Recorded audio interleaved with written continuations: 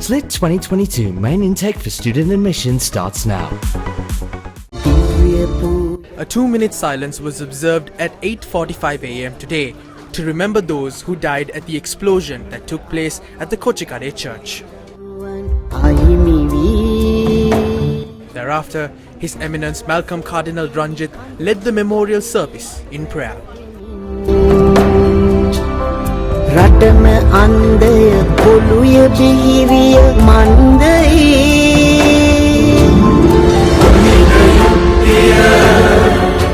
Religious leaders, the Indian High Commissioner and the US Ambassador were among those in attendance.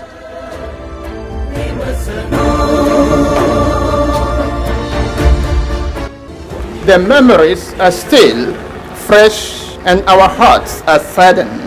I bring to you, and particularly to the families of the victims and the wounded, the message of consolation of the Holy Father, Pope Francis.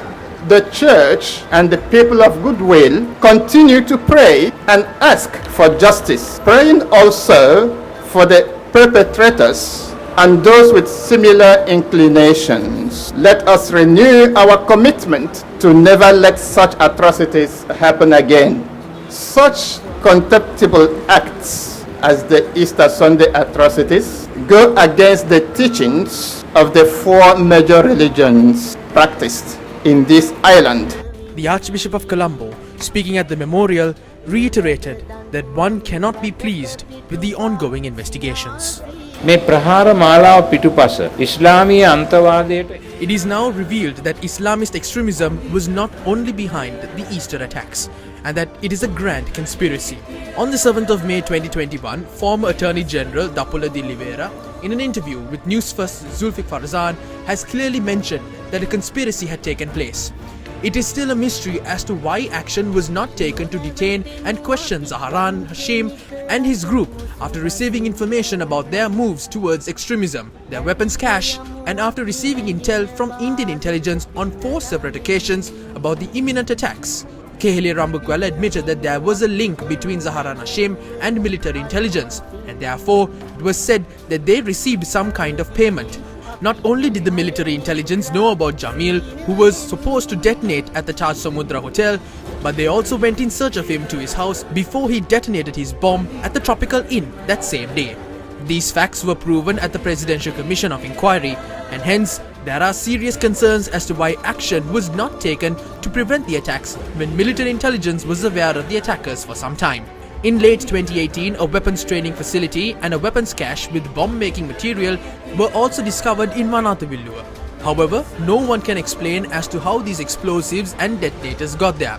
DIG Nalaka De Silva obtained a warrant to arrest Zaharan on the 9th of July 2018, and the DIG could not arrest Zaharan as a complaint was made by Namal Kumara alleging De Silva was linked to a conspiracy to assassinate the former president and the sitting president, and therefore De Silva was arrested while Zaharan was allowed to roam free. And it is clear that this was done to pave the way for the attack to be planned. The Presidential Commission of Inquiry report noted that former President Maithripala Sirisena did not summon the National Security Council to inquire into the largest weapons cache ever discovered in post-war Sri Lanka, and also did not agree with certain officials on their calls to arrest Zaharan Hashim and his group. The Presidential Commission of Inquiry has noted that the Attorney General must file a criminal action against Sirisena for the dereliction of his duties and criminal liability. However, the present Attorney General of the government has not taken action on this, and we can only assume that the present government is attempting to protect the former president, maybe because they fear of any sub-links being exposed. පාස්කු ප්‍රහාරයට තමන්ගේ සම්බන්ධයක් එළිදරව්වේ යන බිය නිසා දැයි මේ රටේ පොදු ජනතාව හා අප තුළ යම් බරපතල සැකයක් මතුවී තිබෙනවා.